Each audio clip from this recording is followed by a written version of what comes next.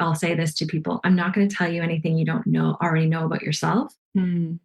It's just I might be affirming it or validating it or giving you like it almost like I sense that it gives people permission to do what they always knew about themselves that was different. Welcome to Go Get Great, the podcast for aspiring entrepreneurs and ambitious small business owners. I'm your host, Brittany, owner of Brittany Miller Socials and mother of 3. Go Get Great is all about helping you make life and business work together. You'll learn about the fumbles that helped get me and my guests to where we are today so you don't have to make them. So come join the journey with Go Get Great. Welcome back to another episode of the Go Get Great podcast. I am really excited about today's topic. It's something that piqued my curiosity about a year ago. So I'm really excited to dive in with today's guest, Jen Walker. And before I tell you a little bit more about what human design is, I wanted to introduce you to Jen because she has an incredible background. She is just such an inspiring person and she has lived so much life, which I love. So she's a couple of things she's done. She's kayaked with monkeys in Thailand. She's sailed the Nile in Egypt. She's summited Kilimanjaro in Tanzania, jumped out of a plane twice, and completed a 50-mile ultra marathon once just to see if she could. That exuberance she has for life extends to her business, where she helps heart-centered entrepreneurs tap into their limitless power and potential so that they can make the impact that they are meant to make in the world. She has a high energy perspective shifter with unwavering positivity. Jen's philosophy is that business is a vehicle for massive personal growth and social change. So whether it's at workshops or events or with a one-on-one, Jen leaves people inspired, motivated, and armed with tangible, actionable tools to take and apply right away. And let me tell you, she absolutely does. You are going to learn so much in today's episode. And afterwards, I actually booked a one-on-one with Jen, and she absolutely blew my mind with my human design reading. I feel so incredibly validated and just so energized now that things make sense for me. So I'm really excited to dive into human design with her today. So let's go ahead and get started. All right. Well, good morning, Jen, and welcome to the Go Get Great podcast. How are you doing today?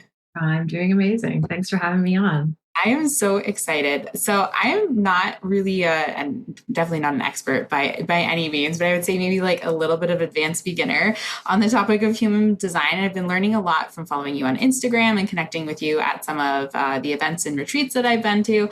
So I'm so excited to have you on the podcast today. And I think that the best place to start would be an introduction of who you are, and then also telling us what human design is, because that is a word I had not heard until about a year ago.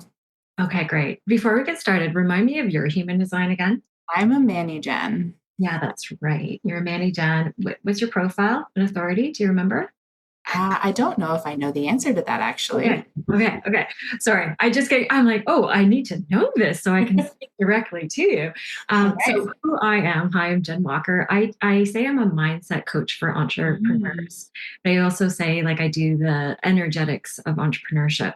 So what does that mean? Who knows? But everything, everything is energy, right? Really, 99.999% is energy. Is the wave, yet the 0.001% is the particle or the matter that a lot of people are focusing on. So when we look at matter affecting matter, it takes a lot of work, a lot of effort, and it's on a linear timeline. So it'll take a lot of time. So when we focus on the energetics, and it can be through a modality like human design, we really get the essence of looking into the space. And the space is where all the quantum leaps happen. It's when you're like, you seem like you have a really good balance in your life. Well, listen, I focus on the space. When you focus on space, you're looking at the quantum. And so that's when things arrive almost effortlessly and in a really quick timeline. So human design is one of the modalities out of many that I like to look at to kind of get us into that conversation. And what human design is basically a lot of ancient wisdom and philosophy coming all together. So it's the Chinese I Ching, we have the Kabbalah's Tree of Life, we have Western astrology, we have some quantum physics, biology, genetics, and Vedic principles, chakra systems, all coming into one. And I discovered this years ago where I was at a retreat and a friend of mine's like, we were just sharing and getting our updates. And she's like, do you know your human design? And I didn't at the time. Mm-hmm. And just by listening to me, she's like, Jen, I bet you're a manifester. And I bet your partner, my partner at the time, that he was a generator. And so just opened up the app and we typed in our birth date. By the way, anyone that's listening, just Google a human design chart. You can get your chart for free. And so we did that. And it was like her party trick for the rest of the time because she nailed it. I'm a manifester, which is only 9% of the population. So the Oh, odds are very slim of nailing that. And then generators are 37% of the population. And it became her party trick. mm, And I remember my friend Lisa Berkovich, if anyone wants to look her up, she's like just a phenomenal human being. But she just maybe told me 1 to 2 to 3 aspects of my design that profoundly hit me mm. and resonated so deeply with me that I took it and I experimented with it to great results. Okay. And so it perked my curiosity to, Mhm, as it perked your curiosity. mhm, So I kind of went down this rabbit hole in my own design and I started to utilize more things that just perked my interest to great results. And mhm, then my clients at the time that I was working with, I would throw it out to them. I'm like, hey, curious, what's your date of birth? Do you mind if I look into something for you? And all of my clients at the time were just like so curious to play. And mhm, so I would come back and I would do a little mini like human design reading for them to mhm, great result. And my most unlikely clients, I would say at that time, that I would think like they wouldn't resonate with this stuff, mhm, took grasped onto it. And I saw like amazing results from mhm, just knowing these key aspects. So with human design, I always kind of go into a spiel. So now I've done, so I just did this, like it became my party trick. And anyone I would meet, mhm, even on Instagram, they're like, what's your birthday? And then I would just like send them little voice notes and everything. mhm, And then about 2.5 years ago, I sent a little voice memo to a past client of mine that I hadn't done this with. And mhm, she's Jen, I just had an hour reading this 15 minutes. I got more from that than I did the hour reading. You need to like, put this up on your website and offer it as a service. So mhm, I did. And within, the last 2.5 years, I've done over 200 readings, all organic, word of mouth, people telling other people that I do this thing. Um, mhm, it's this happy accident that has happened. And when I get on calls, like, so my typical spiel is like, I'm very non-dogmatic about anything, in the sense of I know that you know yourself best, mhm, better than any sort of system. So when I go through readings, I'm like, take what resonates, what mhm, gives your body more power. And then if it is appealing and interesting for you to play with, then play with it, getting curious with the results. Um, mhm, so that's a little bit about human design. And what I notice with doing enough human design readings is, and I'll say this to people, I'm not going to tell you anything you don't already know about yourself. mhm, It's just I might be affirming it or validating it or giving you like it almost like I sense that it gives people permission to do what they always knew about themselves that was different. mhm, Oh yeah, that's how I am. And then you being a Manny Jen, mhm. you've been put into a box your entire life and you're not meant to be in a box.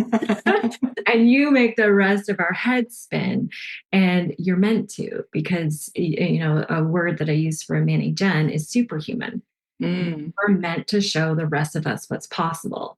And do you make us uncomfortable? Yes. Okay. Don't use that to limit yourself. You're Mm, meant to make us all uncomfortable to see what's possible in this lifetime. mhm. So there you go. That's a lot at you, but yeah. It makes a lot of sense. And I think that was what piqued my interest the most too, because I have always been a person that has a lot on the go at one time. And it doesn't bother me like at all. And, I started a business and all the advice that experts give you are pick one thing, get really good at one thing, only do this one thing, be known for this one thing. And I was like, I'm bored. I do Yeah. not want to just do one thing. One thing is not going to help the world. Like, I want to help business owners, and I can't just do one thing to do that. I have to do a bunch of different things, and I have the capacity to. So I felt like I was up against this wall in my business for like the first year and a half, because I was trying to just do this one thing and it wasn't working because it wasn't me. And then everyone's like, "Oh, you're a Manny Gen. You can just do all the things." And I was like, finally. And then everything kind of like fell into place after that. So I'm excited for other people to have kind of that aha moment that I did with the very little that I know about human design. Yeah, and just even that, like when I'm doing readings, I get a lot of tears because it's almost like people are like, I feel seen, Mm-hmm. almost and understood for the first time, or. And I do love, like I do human design readings for business as well. I do general and then human design readings for business. And the reason why is just like what you mentioned, business is painted with a broad brush. Mm-hmm. And there are amazing people out there that know what's worked for them. So they give advice. And what's right for one person is not right for everyone. So, the riches and the niches, like, we've heard that enough times, like niche out, Yeah. depending if you're Canadian or American, you say it different ways. Mm-hmm. We've all heard that one thing, that one focus, except for a Manny Gen. And, we're looking like really like there's, 5 different energy types when we look at that. When I look at some people's charts, like I look at some projectors, I'm like, you're not meant to do one thing either. Like when we get Mm-hmm. into the finer details. So, and it's just really interesting. You knew this already about yourself. And yet you felt probably wrong for it. Mm-hmm. Until you didn't. I'll give you a couple examples, and we might have talked about this before, but 2 examples of other manifesting generators in the world is Elon Musk and Tony Robbins. Oh, And didn't know. so I remember somebody asking me, well, then how does a Manny Gen, how are they successful in business? I'm like, Elon Musk, Tony Robbins. And they have an umbrella company, or usually the Manny Gens, they became the brand really. And so Tony Robbins, and people don't know this about Tony Robbins, he does everything in the personal development space, coaching space, in different areas, relationship, business, whatever, blah, blah, blah. But he also has a multitude of businesses, other businesses.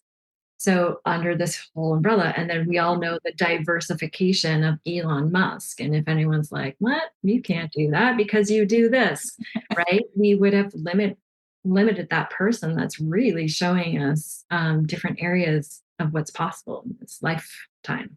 Yeah. Mm-hmm. Mm-hmm. No, that's cool. I didn't know that, but that makes a lot of sense.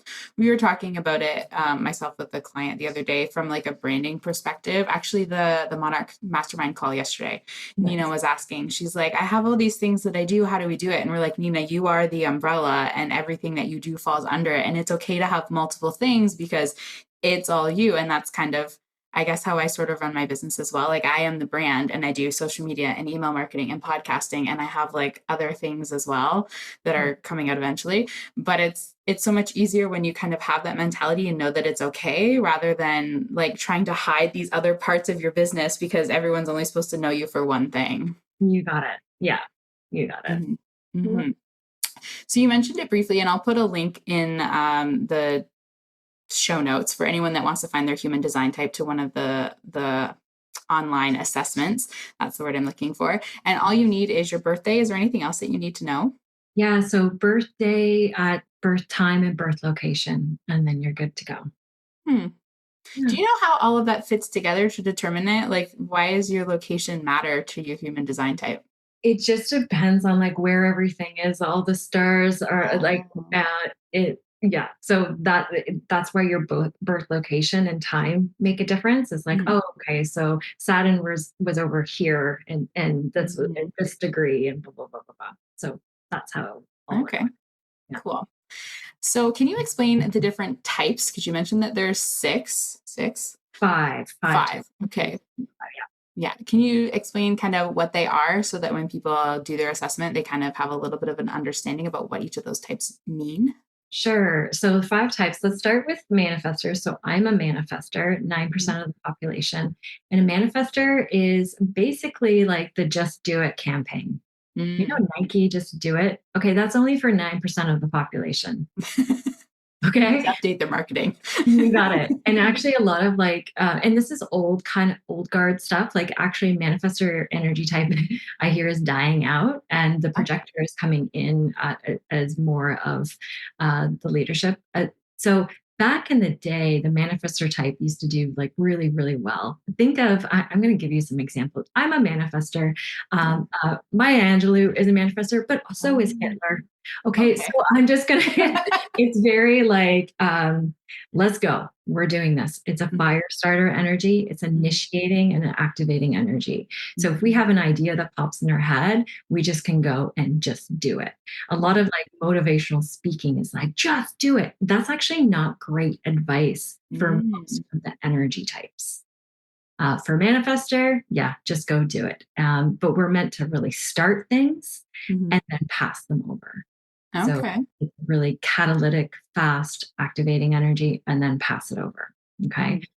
So that's like the manifester type. And our aura, I could go on and on about manifestors because they're greatly misunderstood, but and usually like really conditioned out of being this way. If you have a manifestor child, I would guarantee you they do things without asking for permission because they're not supposed to. And so yeah, a lot of stories are like, yeah, my kid just leaves the house and is down at the park. Yeah, because they're a manifester. So it's like, it's just really like a self-led, go do the things. You can give a manifester all the advice in the world. They're not going to take it. They have the internal compass. They're going to take their own advice. Okay. So it's a catalytic, but it can be really repelling. But the people, I always say, you either love me or you hate me. The people that are meant for this energy at this time are like, where are we going and how fast can we do it? Okay. So very activating. Then we can get into the generator type. The generator type is just like joy, play, is like words I like to use for a generator. It's you're in the monarch momentum, Amendibus and Chochi is a generator. It's this loving, warm energy, circular energy, almost like bringing you in like a hug. For their marketing, it's all about like attraction marketing. The more fun they can have, the more play that they can have, the more magnetic they'll be. And they're really good at kind of leaning back and responding. So, not doing the just do it thing. So, say they have an idea that pops into their head. Great, wait back, interact with their 3D reality, people, places, things, signs, synchronicities, symbols, things like that, until they get that response. And it's a guttural response of a heck yes or no. And when they know that, then that energy spike will give them the energy to sustain and finish the work. So I might show up if we're going to build a house. I might show up and I'm like, we're building a house, and da, da, da, da, and I'll activate all the people that get excited about building the house. If generator, if that's aligned for them, like we're building a house, and they'll be building the house, or I'll be like talking about building the house, like like so. If I activated the energy, but they're laying brick by brick by brick by brick and getting everything done. Okay. Then we get into a manifesting generator, which you are, which is a combination of both. And I would have to look at your specific chart to see if you're more of a manifestor type or a generator type. So there's a specific channel that I look at for that. But essentially, it's a combination of both.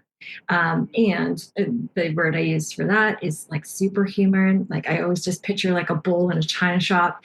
And I've been described like that before. and it's so perfect. So like staying with the house example, a manifesting generator is always interested in shortcuts. Like how do we get there faster and different ways? And so if we're building a house, the manifestor generator might start like building the chimney, and the generator is like, what are you doing? Like we gotta like dig the hole for the foundation. It's like, no, but the chimney needs to be built. Or you're maybe doing even finer work, like crafting the furniture and then looping back. So manifesting generator is likely to skip steps and have to go back to fill them in, but they'll still get the job done before the rest of us. Oh.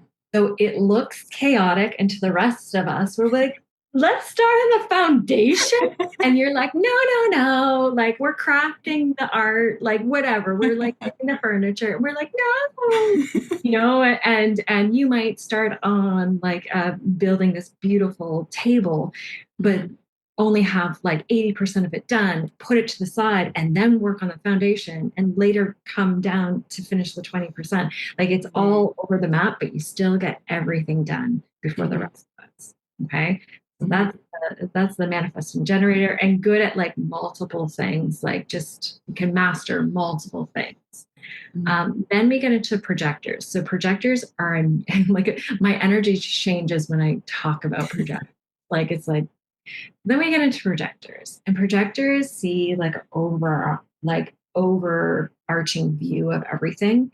So they're really coming. I see them as actually ushering us into the new age. They just have higher perspective on things and just see better, more efficient, and more effective ways of doing things. So on the job site, if we're building a house, I come in here like an authority. I'm like, let's build a house. And many gens and the generators are building the house. The projectors like looking back and just seeing the village and seeing the community and seeing what's next. And so they come in with like these sage, wise words and really sees where we're going. And so, and just we'll do little tweaks to them, to the job site.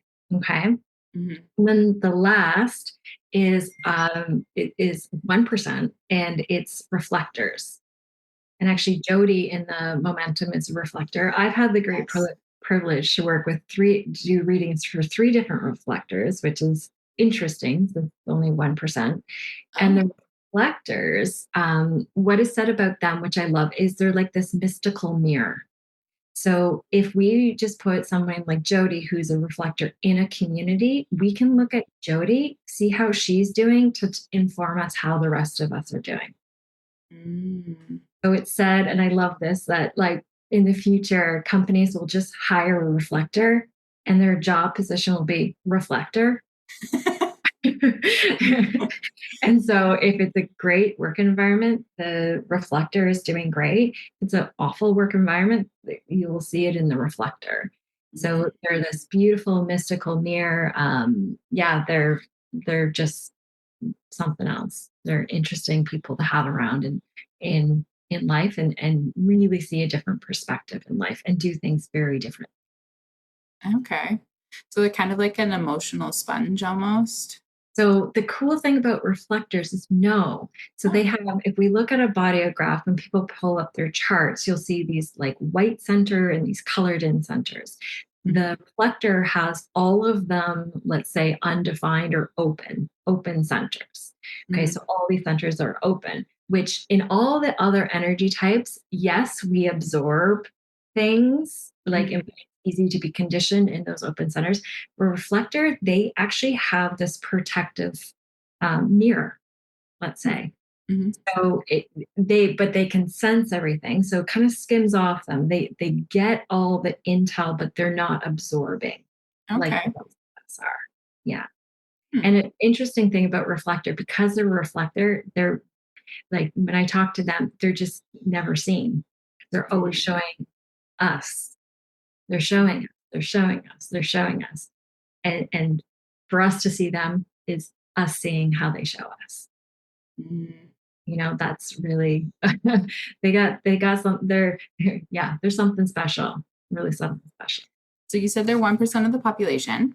Yeah. And yours is 6% of the population. 9. Yeah. 9. Then we have 37% of its population generators, 33 mani-gen, and 20% projectors, if I got my math right. Yeah. Okay. Yeah. So there's actually a surprisingly large number of mani-gens out there. I figured we would be a smaller type because you don't see very many people that, I mean, I guess we do, we just don't recognize it. I feel like a lot of moms are mani-gens to some capacity with the amount of stuff we juggle at any given time. And sometimes, so when I look at charts, sometimes people are so out of alignment with their actual energy chart. So I can, and most times, I see human design and human design readings as a deconditioning process. So when we grow up, we come in and is our energy type. And when I talk to people, they're like, oh, I was like that when I was a kid. But Mhm. then what happens is something happens, like a critique, disagreement, da da da. And then we're like, oh, that's bad. Mm. The way I do that's bad. And to a certain age, to the brain, if our parents like, oh, you don't do, they're a generator talking to a mani gen, you don't do multiple things like that. So to us, that they represent in our back brain a food bringer. Mm. And we're like, okay, the food bringer is not happy with me. So I'm not going to do it this way because if I do it this way, I don't know if the food bringer will still bring food. And Right. that's how our brain works. So we a lot of times take these great gifts, strengths, talents, and we just hide them. We put them away for a bit. So Mm. with human design, when people are coming back to it, it's just a deconditioning process of reclaiming those powerful aspects of oneself. So I would say, as a manifester, and Mhm. projectors would feel this way as well. We have this, what was called a non sacral source, which I always felt lazy for. And so I'll have big bouts of energy, get a lot done, and then I need to rest horizontal. You don't have that. So a generator and manifesting generator, you have a defined sacral source. Mm. So basically, as long as you're doing the things that light you up like a Christmas tree, okay, Mhm. you'll actually gain more energy. Like an energizer bunny, you'll just get Mhm. hits and hits and hits of energy. So if you do something aligned at work, you'll have energy that overflows to your family, that overflows to your lifestyle, that overflows to your da Mm. da da. For me, I could do things that absolutely light me up and work, and then I'm tired, Mm. and then I need to rest, and then so for talking about this deconditioning, I try to be a manifesting generator, like all my life, Mhm. which had led me to adrenal fatigue because I didn't have that energy source. Right. So when I look at a lot of moms, it's a societal norm that you do all the things. But if I talk to a projector mom or a manifesting or a manifester mom, well, I get a lot of tears because they're like, I'm so tired. Like, but it's in our culture, it's like, no, no, you do all the things and more. Yeah. Mhm. Yeah. Hmm. That's so interesting to hear how it can flow this knowledge into not only business but also your personal life, your parenting style too. I Yeah. feel like there's a lot that can be learned about that. At one point in time, I did look up my kids' type, but I didn't know enough about human design in general to do anything with it. So I'll have to go back and kind of look at that again. But none of my kids are Manny Gens, so I have to like learn how to parent not me, which is a challenge that I didn't know how to address at that time. I'm still not sure I know how to do it, but it's like I know obviously myself because I've lived my life and I know my style. Like you said, I do things that lights me up. It gives me more energy. No one around me does that. So it's like, how do we work with and parent those other types? Do you have any tips for kind of working with people that are different human design than you? Yeah, and I love that because at the end of the day, it's just like a basic of understanding and seeing each other. And at the core of us all, we just want to be seen. Mhm. You know, we want to connect. We're all love. We all do things differently. We all fit into this like mosaic soup. We're all meant to do things differently. Mhm. And so so yeah, I actually love working with, like, so if you were to book a human design reading with me, Mhm. you tell me your birthday, but you can also write like, and my kids this, this, and this. Can we touch on this? I mean, like, absolutely. Okay. Because how you would parent our projector child, and just me telling you like what a projector just needs is just sees is a sage, a wise sage. So I'll give you an example. I hope she doesn't mind. I'm using her example. I don't think she'll mind. Amanda Wilson Chochi, her whole family are Mhm. generators except for her little Luca, the Mhm. youngest. And Mhm. little Luca, they've known he's a little different from the get go, and he's this wise sage. And like when he's like falling asleep, he'll say these like profound things, and he sees into the future and things like that. So the biggest thing for a projector is to be invited Mm. And a lot of projectors, if you have a projector kid, like feel so like they're not using me. Like I have all this intel and this wise sage knowledge, but even at a young age, but they don't ask. Mhm. And so they can feel like resentment, like just, it's Mm. frustrating. So with little Luca, I know at their dinner table, they'll be talking and, generators will just bounce off other generators and just build energy. But like when it reacts in a positive way, little Luca might sit there like quietly and not interject until asked. And Mm. so then it's like, Luca, what do you think? And Mm. Luca will like mic drop a huge like thing. So yeah, so there's definitely different ways. A manifestor kid is whoa, like I joke that I gave my mom PTSD, like, just it's a big energy. And so I muted myself for a long time because I could see then probably like you, it made people uncomfortable.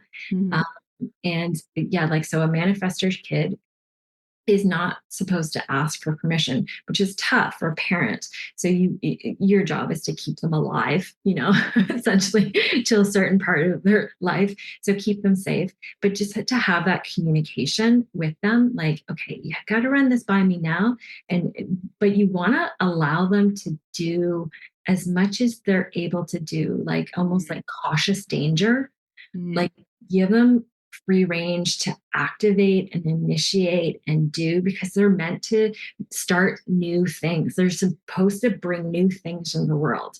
And Mm. so if they were just to follow like the typical like responding of what's out there, they're not going to create new things. We need them to create new things. Right. So we could kind of go through all of these, but it's neat when like I work with people one on one and we can get Mhm. into the finer details as I know their energy types and I know the kids' energy types. I also love, I've had a number of like teams. Yeah, it would be helpful for that. Teams are great, partnerships. I love, like, I actually work with, I've noticed a lot of great pairings with a manifesting generator and projector Oh. partnership and business. And I don't know if it's just what I've been receiving, but I Mhm. love working. I just love seeing teams and partnerships and even couples like to, Mm. just it's just understanding ourselves and understanding other people, seeing and celebrating our differences Mm. and going on from there. Yeah. Mhm. Yeah, I could see how I would probably not pair well with someone who is very sage advice because I want to go and do an experience and figure it out myself along the way. I don't want to be told that it's not going to work before I even try it. Yeah. Yeah. And it's neat, like, yeah, it's and sometimes it works really well in that way. Like I'm thinking of one partnership in business where it's like the manager is like like idea activate. And so with a manifesting generator, I always imagine a big stove. And Mm. so a manifesting generator is not supposed to cook all the meals that they have on the stove to completion. It's put on the pot, maybe stir that, take it off, put on another pot, but this is boiling over. And so this, I'm finishing that. And and it's like that. What a projector is really good at, like what I see in those partnerships is like, okay, it's almost like they come in this, okay, great idea. And how about since we're, like they'll just like organize it a little bit more. So Mhm. it is like a play, like I see Mm. partner. And when they both appreciate that different energy types, I've seen really big things come from it. Mm. Mhm. That explains a lot about my cooking style too, honestly. I'll just start a bunch of things and then leave. And I'm not great at finishing the stuff. My partner is always complaining that I never tidy up the kitchen after I'm done. Yeah. No, not your zone of genius. No. Mhm. Yeah. Mhm. I wrote down questions because I knew I would be like all over during this. But one of the things that I wanted to ask is what information is included in your human design reading? Like, what can you really learn about yourself aside from how you parent and how you are as a human and how that works in business? I feel like I read on there somewhere that it also covers like nutrition and things like that too. Yeah. Yeah, there's a digestion piece to it. Yeah, and so yeah, it kind of gets into all areas. What I do is I started with just doing human design readings for business, but I Mhm. have an intake form that just will show me what would be most powerful for the person to know, like what they're Oh, interested in. So you either go through that link with me with that way. Then I did enough readings for people for business, and they're like, my partner that doesn't have a business would really like a reading. So I created a okay. general human design reading. The Mhm. difference between the two for me is the questions I ask, just so I know where to focus the reading for the Mhm. person that would be most interesting to them. Right. Then when I get a chart in front of me, it's amazing. Like it tells a whole story. So I'll take the intake form of what I know is interesting and appealing and valuable for them to know. Then I look Mhm. at the chart, I'm like, well, they gotta know this about that. It really paints a certain picture. Mhm. And then we kind of go from there. And so there is like a health component. So if that's something of interest, we'll dive into it. My readings are typically like I create like a package. It's like usually 20 to 25 pages of notes Oh, okay. on the person's specific design. And Mhm. then we get on a Zoom call like this, we press record, and I go fast. I talk really, really, really fast because I know you have the recording and you have the booklet. And so we go into a lot of depth in a lot of different areas. Mhm.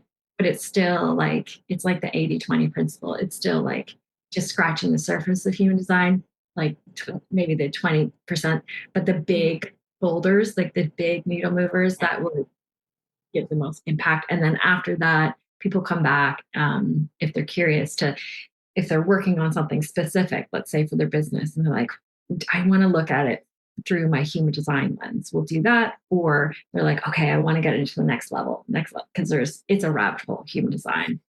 So you can keep on going deeper and deeper into it. Mhm. That makes sense. So how do you become certified in human design readings to like do this for people? So I'm not certified. Okay. And there's a lot of certification programs out there. Mhm. So if you know anything about my human design, I'm not one that should ever have gone to school or be certified. So I have Okay. this, this 1-3 profile, which is basically this investigator. So human design, I just go like, there's so much open source. So I just went down Mhm. multiple resources to learn everything. And I'm like a foundational learner. And then the 3 is experiment, get out there, do it. So I'm an embodied human design Right. practitioner as well. Mhm. So there's tons of certification programs out there.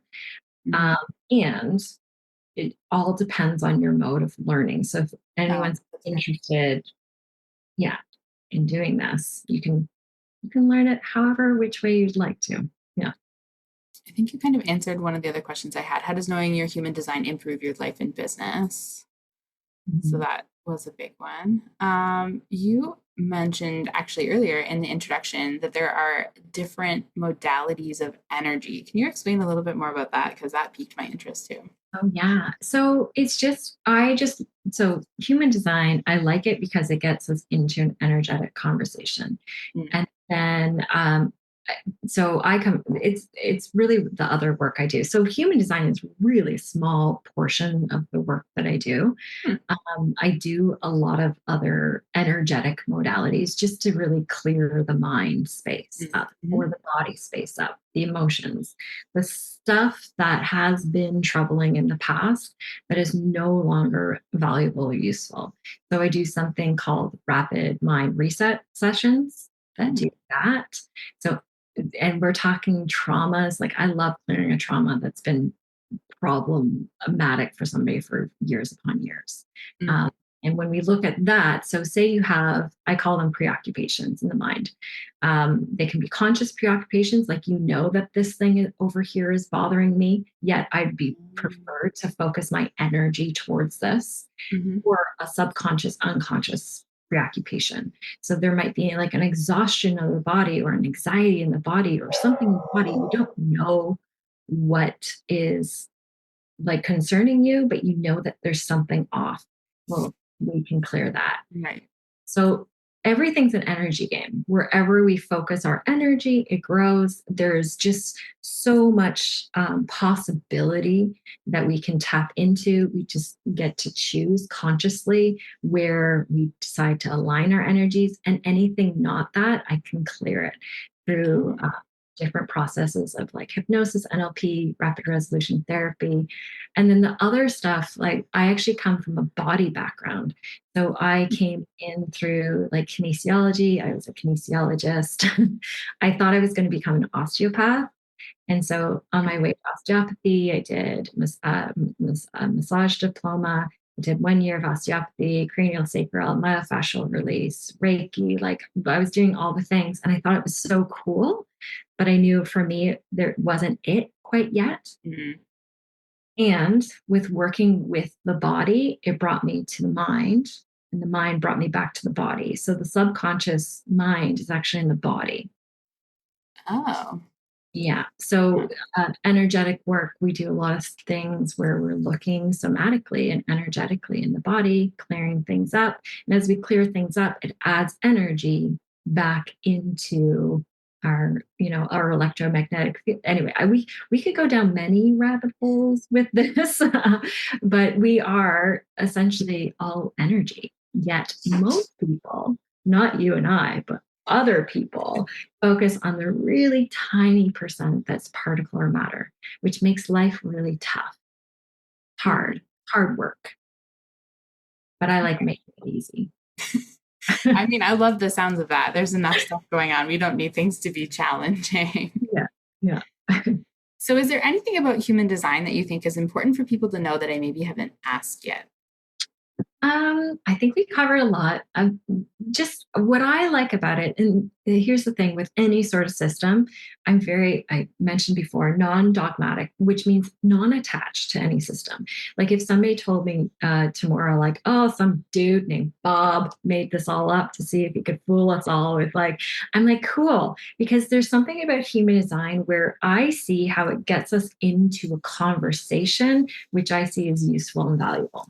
So the Mm. conversation is that we're all different, we're all unique, we have gifts, strengths, talents, and just to play. Like human design is an experimentation game.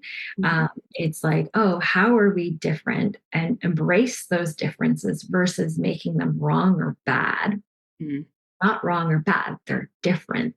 Mhm. And we are all different. And once we see that difference and see it not as a threat, but as a potential, and really go forward in that, I think that will change the world. So, if anything, that's where I see human design is really taking off, is like seeing that, like, oh, we're all different. Let's embrace that, celebrate that, embody that. Mhm. Um, and there's less friction then between us of like, do it my way. My way is the right way. Your way is the right way for you. My way is the right way for me. Doesn't Mhm. make it better or worse than you better or worse than me. So there's that is what I really like about human design. And also when we do anything like this, we start just being curious and becoming Mhm. aware of our patterns and our themes and our trends, and then with awareness so much can transform in our life and shift just with Mhm. awareness alone. So That makes sense. So I guess one other question I did have is about deconditioning, because you said that a lot of us have this. We're like, oh, this is what we were like as a kid, but this is not how we are now. Once we know what our design type is, how can we work on deconditioning ourselves to get back to kind of that more natural, in aligned place for us? yeah, so basically awareness alone. So as soon as like when I'm doing readings, I usually, because I'm going fast and I'm like, you have the recording, you have the booklet, you're good, you can go Hmm. back. And people a lot of times do go back to that even years after and be like, oh my goodness, this now I got. Like, this is, Hmm. you know. So when I do readings, I'm like, take one to maximum three things. So even in this podcast, as people have listened, even when I've mentioned maybe little things and they're like, that resonates with me, I don't even care if it's not your type, because we're really going like big elements here, but you might Mhm. have, say, a channel or a gate that it spoke to you. Mhm. If something spoke to you, then it's yours. Mhm. It's yours. It wouldn't light you up like a Christmas tree if it wasn't yours, if it didn't Mhm. resonate. So if it resonated in you, anything that I said today, and it gave the system, your body, more power, more energy, then play, experiment with it. Be like, oh, Mhm. I'm writing a social media post later on this afternoon. Mhm. What's one element that I'll bring into writing that social media post when I write it that Mhm. really resonates with? Then put it out there. What's the result? Mhm. Mhm. Oh, and is the result giving you more power or less power? Then go from there. So just play with the deconditioning process. And deconditioning, and I've said this so many times. A great question is, does it give me more power or less power? Mhm. Every energetic body can experience that. And if it's like weak, like, oh, I don't know, just ask a different question or get more specific, or just keep on playing with uh, asking that question and like strengthening that body connection. Mhm. The body is literally showing us where to go at Mhm. all times. And the more we get attuned to it, it's like, Mhm. oh, like you feel like you're cheating. You're like, this is too easy and too freaky and too like, magical. Like, Mhm. and then it's not too magical. Everyone has this intuition, everyone has this internal compass. And so as you empower yourself to do it, other people, even energetically, will read it and start doing it for themselves. Mhm. Yeah. I like that. And I feel like so many people that I talk to say the same thing. It's like your body tells you, your body tells you. It's like, Uh-huh. where in history did we stop learning to listen to our body? Yeah. And actually, we can go into that. But yeah, there were actually parts in history that separated for, I think, for to do autopsies. Mm. And so anyway, and soul, and yeah, it was the church and science. It started to separate so that we could do certain things. Anyway, I could go Mm. into the history, I could look into it, but there were a definite part where we're like, okay, the head's one thing and the body's another thing. But before that, that wasn't the case. Or the Mm. person, the soul weren't separate. It's like it was one thing. And so we did this to kind of take away the parts to understand the parts a little bit better. And now we've gotten to this certain part in history again where we're like, oh, that's no longer serving us. Now we have an understanding of Mhm. those two different regions, but actually we know it's part of a whole. So I see our culture just and our collective just bringing them back together now. Mhm. Yeah. I feel like there's a bigger shift towards that. And what was seen as like woo woo and witchy and would get you burned at the stake is now something that's becoming more culturally mainstream and like acceptable to explore. Exactly. And I always, just last week, somebody's like, the woo. I'm like, you mean quantum physics? Do you mean science? Like, what woo are you like? So it's just really interesting, right? Because Mhm. it's like, oh, wait, like all of this stuff is now being able to be described through research and science, like through epigenetics, quantum physics, and neuroscience. So now we're understanding this in language that we're comfortable with, Mm.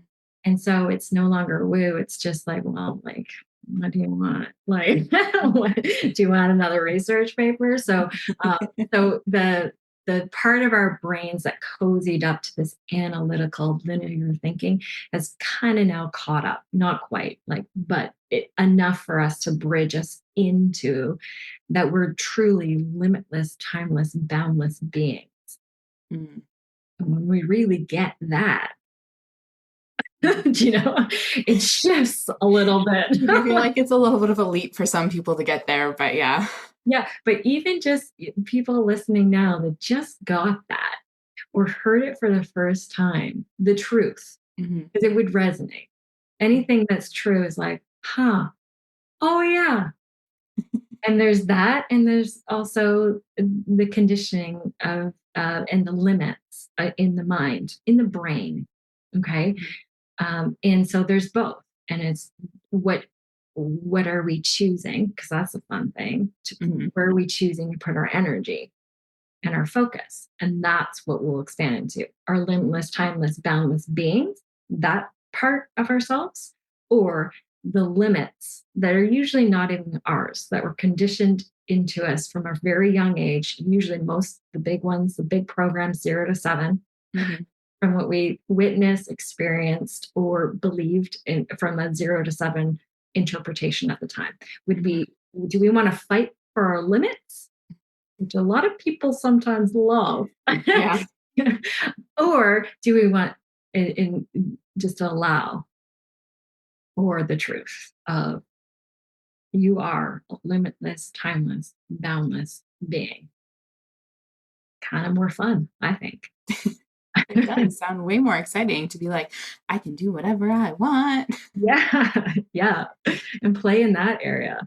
Like I remember putting a post up and it was just super simple. And I can't remember exactly what it was, but it was something like we are not a problem to solve. We are like magic to discover, something like that. And I just like put it up and it just got such a response from people because it's like, oh, do we want to focus on the AKA problems that actually don't exist, that we've really made up and they live in the past or the future that actually does not exist? Or would we, are we interested in being curious of like discovering what's possible for this lifetime?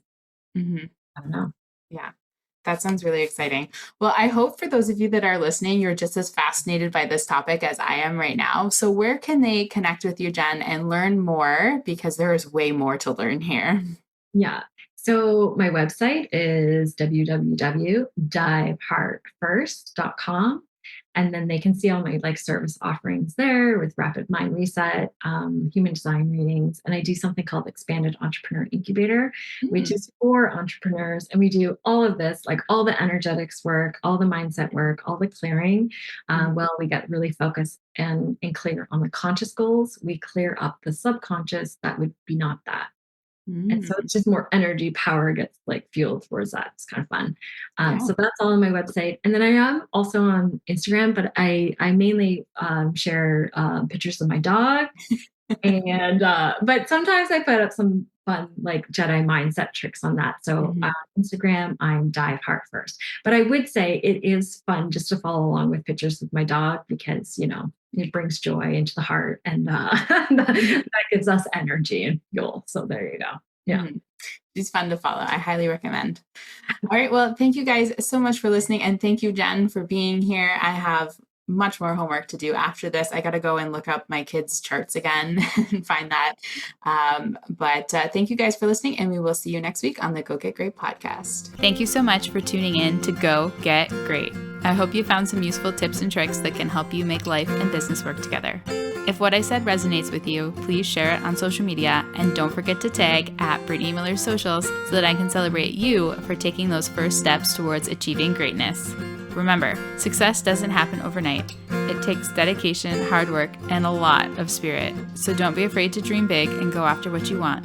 Keep striving for greatness. You get closer with every step forward, no matter how small they may seem. Until next time, go get great.